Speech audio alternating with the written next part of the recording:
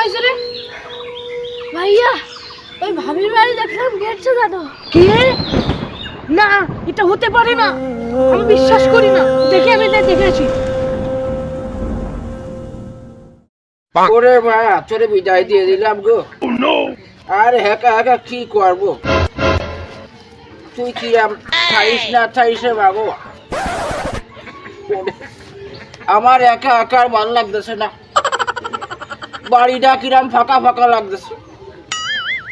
তুইও চলে গেছিস, সব আত্মীয় স্বজন চলে গেছে, বাড়ি কিরাম ফাঁকা ফাঁকা লাগতেছে গো। বাড়ি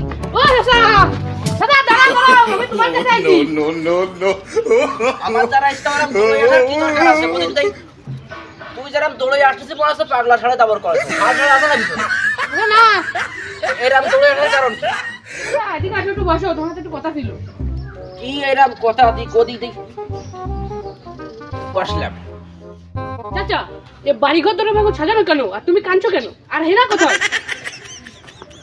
ওরে আমি তো কাঁদছি সেই জন্যই, বাড়ি গদ্দদের সাজানো কে আর আবার মাইয়াটা আবার ছেড়ে চলে গেছে। চাচা মানে কি? ওরে হিনা কোথায়? হিনা তো শ্বশুর বাড়ি গেছে, ওরে শ্বশুর বাড়ি পাঠাই দিছি, আর আমি একা হয়ে গেছি এখন। ওরে আমি একা কি করে থাকবো? কি চাচা, এ হতে পারে না, আমি বিশ্বাস করি না। তুমি বিশ্বাস করো আর না করে এটাই হয়েছে, এটাই মাইনে নিতে হবে। চাচা, আমি হেনাকে খুব ভালোবাসতাম চাচা। হিনাকে ভালোবাসছি? তোমার সাথে কি হিনার বিয়ে হয়েছিল? না, তো বিয়ে যদি না হইলো তাহলে তুমি কি করে ভালোবাসতে? হিনা তোমার কি হতো? আমার গার্লফ্রেন্ড। গার্লফ্রেন্ড? তাহলে তো তোমার এই ভালোবাসা বাবু, এ তো আমি তো বেলাইন দেখতেছি।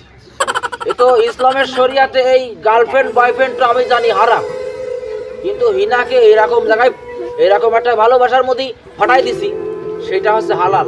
এই যে হিনার এখন বিয়ে দিয়ে দিছি, তার স্বামীর সাথে যে ভালোবাসাটা এখন হবে সেইটাই হচ্ছে হালাল ভালোবাসা। আর তুমি যদি কোনোদিন ভালোবাসে থাকো সেটা হারাম। এখন তুমি কাইন্দি মারবা কি কচুর কাছে গলায় দড়ি দিবা, বাবু তোমার ব্যাপার। আমি এখন কি করবো? আমার একা থাকছি, জীবন আমি রাখবো না, হিনা গেছে, আমার জীবন বৃথা।